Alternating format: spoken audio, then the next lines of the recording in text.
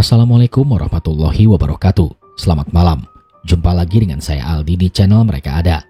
Dimanapun kalian berada, saya doakan semoga kalian dalam kondisi sehat dan selalu diberikan kemudahan dalam menjalankan segala aktivitas.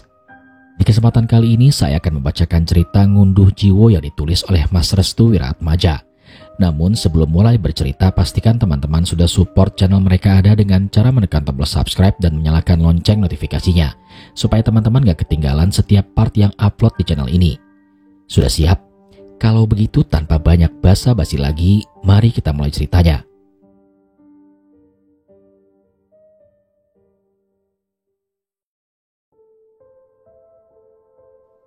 Sudah 7 orang wanita meninggal dunia dalam 1 bulan. Rata-rata orang yang meninggal tersebut adalah orang yang baru saja menikah. Entah mengapa kejanggalan ini membuat Pak Sumardi selaku orang yang memandikan jenazah mencari tahu terkait kematian aneh yang terjadi pada setiap orang yang baru saja menikah. Kematian yang terus saja terjadi dalam waktu yang singkat membuat Pak Sumardi dan juga istrinya bertanya-tanya terkait apa yang sedang terjadi di desanya. Asalnya setiap para wanita pengantin tersebut meninggal pasti saja meninggalkan jejak yang sangat mengganjal bagi mereka berdua. Jawa Tengah 2005. Langkah kaki pria tua berjalan ke arah sebuah gubuk yang sudah ramai dengan banyak orang dengan mengenakan pakaian serba hitam. Selain itu, pria tua itu juga tampak cuek dengan tangisan yang bercampur dengan teriakan akan tidak terimanya kematian salah seorang anggota keluarganya. Pak Sumardi namanya. Dia adalah salah satu orang di desa Tapak Kromo yang berprofesi sebagai lebe atau orang yang biasa melayani desa yang ditunjuk langsung oleh kepala desa. Kedatangannya bukan sebuah berita yang baik.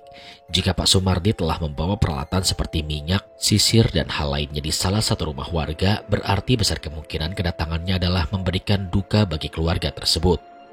Hal ini dikarenakan pekerjaannya yang menjadi bagian dari pelayan desa mengharuskan Pak Sumardi untuk membantu segala proses yang terjadi di desa, seperti kematian atau pernikahan.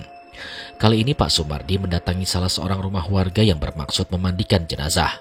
Namun karena memang jenazahnya wanita, biasanya Pak Sumardi dan juga istrinya, hingga para warga menyebut mereka sebagai keluarga lebe. Kedatangan Pak Sumardi dan istrinya disambut hangat oleh keluarga almarhumah. Mereka berdua segera menemui keluarga Eli untuk menanyakan terkait keadaan almarhumah dan kapan proses pemandian akan dilaksanakan. "Pak Sumardi," ucap dari keluarga almarhumah yang tidak disebutkan namanya. "Apa sudah siap semua?" tanya Pak Sumardi. "Anu Pak, bagaimana kalau kita tunda 1 jam dulu Pak?" pinta orang tua almarhumah. "Ditunda? Mengapa memangnya?" "Begini Pak, anak saya meninggal dalam keadaan tidak wajar dan sekarang tubuhnya menekuk seperti orang yang sedang merasakan kedinginan. Sudah beberapa kali kami rentangkan kembali tubuhnya namun tidak bisa diluruskan Pak." Pak Sumardi merasa ada yang aneh dengan penuturan orang tua almarhumah tersebut. Baru kali ini dirinya menemukan jenazah wanita yang tubuhnya menekuk dan tidak bisa diluruskan. Karena penasaran, Pak Sumardi dan istrinya Ibu Sumi pun menuju ke kamar almarhumah. Saat mereka berdua tiba di kamar almarhumah, Pak Sumardi dan Ibu Sumi terkejut saat melihat tubuh jenazah wanita itu dalam keadaan menekuk. Kedua tangan dan kakinya benar-benar menekuk dan menghadap miring ke sebelah kiri. Lalu bagian kepala menunduk ke bawah seperti yang dikatakan oleh orang tua almarhumah tersebut. "Bu," ucap Pak Sumardi pada istrinya. "Iya Pak, aku mengerti," ucap Bu Sumi. Pak Sumardi pun meminta kepada orang tua almarhumah tersebut untuk membawa jenazah ke tempat pemandian jenazah sebelum nantinya jenazah tersebut dimandikan. Karena jika telat dan berlama-lama dalam prosesnya, maka risiko terbesarnya adalah jenazah tersebut tidak bisa diluruskan kembali tubuhnya. Beberapa anggota keluarga dari almarhumah pun turut membantu membawa almarhumah menuju tempat pemandian jenazah. Pak Sumardi dan Bu Sumi segera melakukan tugasnya untuk memandikan jenazah tersebut. Namun sebelum mereka berdua memandikan jenazah, tugas penting dari Pak Sumardi dan juga Bu Sumi adalah meluruskan tubuh jenazah itu. Singkat cerita, tubuh almarhumah sudah berada di tempat pemandian. Tirai sudah ditutup dengan rapat. Ibu Sumi dan Pak Sumardi siap melakukan tugasnya. Percikan air sudah memenuhi tong besar yang biasa digunakan untuk memandikan jenazah. Di luaran, orang mulai menanyakan apa yang terjadi dengan jenazah. Mereka semua penasaran dengan apa yang terjadi di tempat pemandian, karena waktu penguburan sudah mundur dari ketetapan yang biasa dilakukan. Selain itu, keranda mayit juga sudah datang. Orang-orang yang bertugas untuk mengubur jenazah kembali ke rumah si almarhumah untuk menanyakan kapan jenazah akan dimakamkan. Berbagai keriuhan terdengar di luaran tempat pemandian. Pak Sumardi dan Bu Sumi hanya membutuhkan fokus yang tinggi serta kesabaran yang luas untuk bisa kembali meluruskan jenazah wanita tersebut. Saat Bu Sumi menanggalkan satu persatu tubuh jenazah tersebut, Pak Sumardi memilih untuk berada di luaran. Ia keluar sejenak untuk memberikan waktu kepada istrinya agar bisa meluruskan tubuh jenazah itu. "Jangan lupa oleskan dengan minyak, Bu," ucap Pak Sumardi dari balik tirai. Hatinya begitu tidak tenang. Ia merasakan kengerian yang luar biasa tak kala mendapati jenazah semacam ini. Mungkin jenazah yang meninggal dengan luka yang berada di sekujur tubuh sudah biasa. Atau mungkin jenazah yang meninggal dengan meninggalkan bekas luka borok sudah biasa. Akan tetapi jenazah yang meninggal dunia dengan tubuh menekuk hingga membuat bagian anggota tubuh lain sulit dikembalikan lagi seperti semula itu adalah hal yang tidak biasa. Batin Pak Sumardi seperti mengira-ngira akan kemungkinan-kemungkinan aneh yang terjadi pada almarhumah. Dia seperti melihat sedikit gambaran kecil terkait kematian yang dirasakan oleh si almarhumah. Entah karena memang ada sesuatu yang membuatnya seperti itu atau karena faktor tertentu yang membuat tubuhnya menekuk hingga sulit untuk diluruskan kembali. Selama Ibu Sumi melakukan tugasnya, lehernya sering merasakan hawa merinding yang sangat besar. Di bagian telinganya sering terdengar angin kecil seolah-olah ada yang meniupnya dari belakang. Lalu muncul bau busuk dari salah satu bagian sensitif dari jenazah tersebut. Bu Sumi pikir bau busuk tersebut dikarenakan kotoran dari jenazah yang belum dikeluarkan. Jadi Bu Sumi tidak ingin memiliki pemikiran buruk terkait bebauan tersebut. Telapak tangan Ibu Sumi mulai dioleskan dengan sebuah minyak. Minyaknya minyak khusus, entah jenis apa. Tapi minyak tersebut sangat ampuh untuk meluruskan tubuh jenazah yang menekuk atau memang mampu meluruskan bagian-bagian yang lain. Setelah dioleskan ke telapak tangan, mula-mula Ibu Sumi mulai meluruskan bagian tangan. Ia sangat telaten hingga mengurut tangan tersebut beberapa kali. Alhasil tangan dari jenazah tersebut menjadi lemas yang awalnya sangat keras. Kondisi tangannya yang menekuk kini bisa diluruskan kembali seperti semula. Dari tangan Ibu Sumi kembali melanjutkan pengolesan minyak itu kepada bagian kaki. Di bagian ini Bu Sumi merasa tubuhnya sangat berat. Resiko yang besar saat dirinya memandikan jenazah adalah dia juga merasakan hal yang sama seperti apa yang dirasakan oleh jenazah. Sempat Ibu Sumi mengucapkan sesuatu seperti merasakan kesakitan. Pak Sumardi pun segera menanyakan apa yang terjadi di tempat pemandian itu. "Bu, aman toh?" "Aman, Pak." "Masih lama ndak?" "Sebentar lagi selesai, Pak." Dengan sangat terpaksa, Pak Sumardi kembali mengurungkan niatnya untuk membantu. Dia terkadang khawatir jika istrinya terlalu menekankan diri untuk membantunya. Akan tetapi bentuk kesetiaan yang dilakukan oleh Bu Sumi benar-benar membuat Pak Sumardi sangat menjaganya. Setelah 5 menit berlalu, Ibu Sumi sudah berhasil meluruskan bagian kakinya. Kini ia segera melakukan langkah terakhir, yaitu mengembalikan posisi kepala jenazah yang menunduk ke bagian bawah. Hati Bu Sumi sempat terheran-heran dengan jenazah tersebut. "Apa yang membuatmu seperti ini, Nduk? Mengapa setiap bagian tubuhmu serasa ditekan oleh sesuatu dan diikat satu sama lain? Apa yang membuatmu seperti ini?" Hati nurani Ibu Sumi benar-benar terketuk saat melihat tubuh jenazah yang tidak normal seperti yang pernah ia mandikan sebelum-sebelumnya. Ia kembali mengoleskan telapak tangannya dengan minyak tersebut dan segera mengurut bagian leher jenazah agar posisinya kembali seperti semula. Saat dimana jemari-jemarinya mengurut leher jenazah, tiba-tiba leher Bu Sumi seperti ditekan oleh sesuatu hingga dirinya merasa kesakitan. "Astagfirullah, leherku!" Pak Sumardi yang mendengar hal tersebut kembali terperanjat dan bangkit dari duduknya. Ia tampak tidak tenang setelah mendengar keluhan dari suara istrinya yang sedang membereskan bagian terakhir dari jenazah itu. "Bu, bagaimana? Ada apa?" tanya Pak Sumardi dengan nada yang penuh kekhawatiran. "Gak apa-apa, Pak. Aman-aman saja. Sebentar lagi selesai." Ibu Sumi segera melanjutkan pekerjaannya. Dia menguatkan diri sebisa mungkin untuk bisa menyelesaikan pekerjaannya dengan baik. Suara percikan air yang awalnya mengalir kini tiba-tiba terhenti. Keanehan mulai terjadi saat Ibu Sumi memperhatikan tiap tetes air yang menetes dari selang yang diletakkan di tong pemandian. Dari luaran ia mendengar suara kaki yang digesekkan secara perlahan. Bunyinya sangat berirama hingga membuat bulu kuduk Ibu Sumi merasa merinding dibuatnya. Perlahan Ibu Sumi meletakkan kepala jenazah itu. Ia melihat ada sosok bayangan hitam yang berada di bagian samping kanan tirai.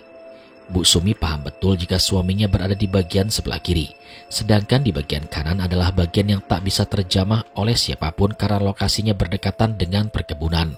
Sedangkan bagian kirinya adalah bagian yang bisa dimasuki oleh para warga. Lantunan doa terus diucapkan oleh Bu Sumi dalam hati. Bibirnya yang semula kering kini akhirnya terbasahi dengan air liur mulutnya karena pergerakan dari mulut Bu Sumi terhadap bacaan doa yang dilantunkan tanpa suara. Suara itu tampak terhenti saat berada tepat di dekat tirai. Bu Sumi memperhatikan bentuk kaki dengan cara menundukkan kepalanya ke bawah. Matanya benar-benar jeli saat melihat sebuah bagian dari ujung kaki hingga mendapati sebuah keanehan yang terjadi.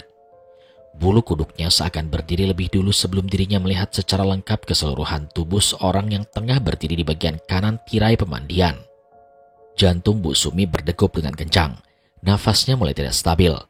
Bibirnya terus-menerus digerakkan dengan membaca bacaan doa untuk memohon perlindungan dari gangguan-gangguan aneh yang sedang ia rasakan. Kedua tangan Bu Sumi tiba-tiba menjadi lemas saat dirinya mendengar sesuatu dari tempat jenazah tersebut ditidurkan. Bunyi gerakan tulang yang benar-benar jelas dan penampakan sebuah kaki yang seluruh bagiannya mirip seperti kaki jenazah itu.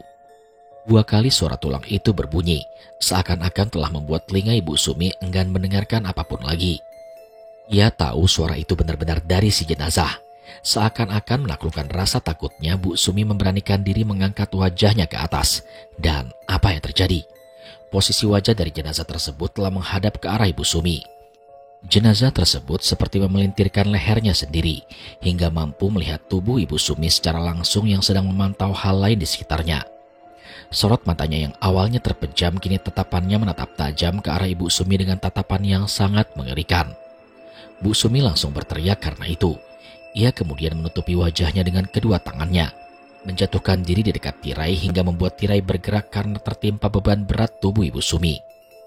Teriakan itu pun membuat Pak Sumardi langsung menerobos masuk ke dalam tempat pemandian. Ia pun terkejut saat melihat istrinya sudah menutup wajahnya dengan kedua tangannya sembari mengatakan, "Jangan ganggu aku, kamu sudah mati, kamu jangan ganggu aku." "Bu, ada apa, Bu?" Pak Sumardi segera menutup jenazah tersebut menggunakan kain jarik. Ia tidak mau jika kedatangan kehebohan ini mengundang banyak orang. Dan jika itu terjadi, Pak Sumardi telah menjaga kehormatan jenazah sebagaimana mestinya.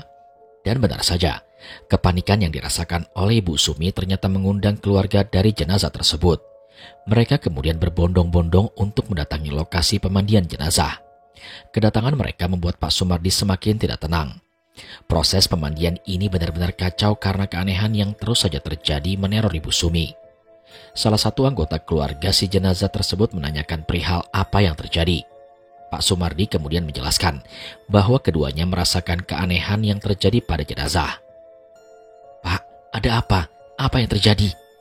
tanya salah seorang anggota keluarga jenazah tersebut. Pak Sumardi segera memapah tubuh Ibu Sumi. Ia kemudian menatap tajam kepada salah satu anggota dari keluarga jenazah tersebut. "Kami akan selesaikan ini dengan cepat. Mohon tinggalkan kami berdua." "Tapi tadi kenapa berteriak, Pak? Apa yang terjadi?" tanya anggota keluarga itu. Pak Sumardi kemudian mendekati pemuda tersebut dan kemudian menepuk pundaknya sembari memintanya untuk meninggalkan dirinya juga Ibu Sumi. "Dengarkan, Nak. Kami sebenarnya merasa terbebani dengan pekerjaan kami, tapi kami lebih merasa terbebani jika urusan kami belum selesai dan dirimu malah ingin tahu apa yang sudah terjadi saat ini." "Tapi Pak, bagaimana jika dirimu terkena gangguan aneh dari hal gaib?" Pemuda tersebut langsung memundurkan dirinya. Ia seperti merasa ketakutan tak kala Pak Sumardi menjelaskan bahwa yang baru saja terjadi adalah oleh karena gangguan gaib yang baru saja menyerang Bu Sumi secara nyata. Setelah kepergian pemuda tersebut membuat Pak Sumardi dan Bu Sumi semakin tenang. Akan tetapi Pak Sumardi segera meminta kepada istrinya untuk menyelesaikan pemandian tersebut dengan cepat. "Cepat selesaikan, ada yang gak beres dengan jenazah ini." "Iya Pak, ada yang gak beres dengan jenazah ini Pak." Kali ini pemandian pun berhasil dipercepat berkat dibantu oleh Pak Sumardi. Walau ada banyak kejanggalan dari jenazah wanita yang mereka mandikan, tapi keduanya benar-benar tutup mulut akan hal tersebut.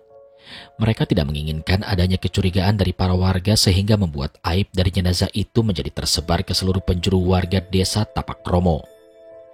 Langkah selanjutnya mereka berdua segera mengkafankan jenazah wanita itu. Dengan telatennya Bu Sumi membungkus bagian tubuh dari jenazah wanita tersebut dengan sangat hati-hati. Ia benar-benar memastikan jika seluruh tubuh jenazah wanita tersebut telah tertutup rapat. Setelah selesai dikafani, jenazah tersebut kemudian disolatkan. Banyak para warga yang sudah menunggu. Mereka segera memasuki rumah untuk menyolatkan si jenazah tersebut. Dari kejauhan, Pak Sumardi dan Bu Sumi hanya terduduk diam. Keduanya benar-benar merasakan lelah dan pegal-pegal setelah melalui semua proses itu.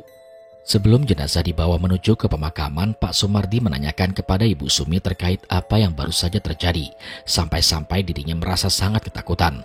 Padahal Bu Sumi terbilang sudah berpengalaman sama seperti Pak Sumardi. Namun dilihat dari raut wajah yang tergambarkan saat itu, wajah Bu Sumi terlihat sangat pucat dan penuh dengan tekanan. "Ada yang aneh dari jenazah wanita itu ya, Bu?" tanya Pak Sumardi. "Aku mendapati banyak keanehan di tiap tubuh jenazah itu, Pak. Dimulai dengan tubuhnya yang menekuk, serta aura merinding yang begitu kuat. Semuanya terasa dalam waktu yang bersamaan," jelas Bu Sumi kepada Pak Sumardi. "Lalu, mengapa Ibu berteriak?"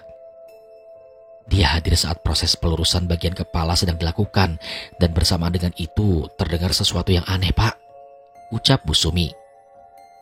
"Sesuatu yang aneh?" "Iya benar, Pak. Seperti suara bebunyian tulang yang dipatahkan dalam waktu sekejap." Ternyata suara bebunyian tersebut masih terngiang-ngiang di telinga Ibu Sumi. Bagaimana tidak? Setelah suara itu muncul, Ibu Sumi sempat terkejut tak kala melihat bagian kepala dari jenazah itu berbalik ke arahnya. Bisa dikatakan bagian kepalanya berbalik dari tubuh aslinya. Atas ketakutan itu, Bu Sumi hanya terdiam. Ia bersama dengan Pak Sumardi hanya menunggu di hadapan rumah duka sampai jenazah tersebut selesai dimakamkan. Setelah jenazah selesai disolatkan, jenazah tersebut kemudian dimasukkan ke dalam keranda, lalu dibawa menuju ke pemakaman oleh para warga dan keluarga jenazah sembari menggaungkan kalimat tarjih.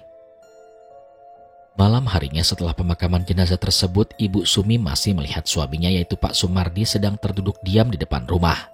Seperti ada beban yang menyangkut di dalam pikiran suaminya. Bu Sumi mencoba menanyakan permasalahan yang sedang dipikirkan oleh suaminya itu. "Tumben ngelamun, Pak. Ada apa memangnya?" "Bapak masih merasa ada yang janggal aja, Bu. Sudah hampir 8 orang yang meninggal dalam 1 bulan. Tapi anehnya rata-rata semuanya meninggal masih dalam keadaan pengantin baru." "Ibu juga mikir begitu, Pak. Apalagi sama yang terakhir ini. Ibu ngerasa pengantin yang baru meninggal ini seperti ada sangkut pautnya sama yang udah-udah." "Maksud Ibu apa?" "Ibu mencium bau busuk dari area kemaluan wanita itu, Pak. Gak mungkin juga bau busuk tersebut dihasilkan karena hal-hal lain yang bersifat intim. Bau busuknya seperti memang ada yang menaruh bangkai di dalam kemaluan tiap jenazah para pengantin wanita itu." Entah mengapa Bu Sumi serasa ada yang aneh dengan kematian setiap jenazah pengantin wanita yang biasa ia dan suaminya mandikan. Setiap kematian dari pengantin wanita tersebut seperti terikat satu sama lain dan memiliki benang merah yang sama, yaitu bau busuk pada bagian kemaluan. Sepertinya kematian 8 orang pengantin ini bukanlah kematian yang normal. "Maksudnya gimana, Pak?" "Ada sesuatu yang telah terjadi karena kematian aneh tersebut." Bu Sumi pun mengangguk paham. Kini dirinya menganggap jika kematian tiap pengantin wanita yang terjadi di desanya bukanlah kematian yang wajar, melainkan kematian yang disebabkan oleh sesuatu yang belum terungkapkan. Semakin malam, hawa dingin di desa Tapak Kromo semakin menusuk ke bagian tubuh hingga menembus ke dalam tulang. Bu Sumi dan Pak Sumardi segera masuk ke dalam kamarnya. Saat mereka ingin masuk ke kamar, keduanya mendengar suara tangisan dari arah kamar kosong yang dulunya digunakan untuk menyimpan barang-barang bekas dan tak layak digunakan. "Pak, dengar, Pak." "Iya, Bu, Bapak dengar. Ada yang nangis dari arah gudang." Keduanya pun berjalan menuju ke arah gudang tempat penyimpanan barang-barang bekas milik mereka. Tak disangka, semakin mereka berdua mendekat ke arah ruangan tersebut, hawa merinding serta suara tangisannya semakin membesar, hingga membuat langkah mereka berdua sedikit gugup. Pak Sumardi dan Bu Sumi pun kemudian membuka kamar gudang itu.